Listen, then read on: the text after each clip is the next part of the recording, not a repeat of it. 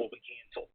The warning alarm is activated for short-fused weather watches and warnings affecting Michigan's northern lower peninsula, the eastern upper peninsula, and the adjacent coastal waters of the Great Lakes, including Whitefish Bay, Saginaw Bay, and the St. Mary's River system.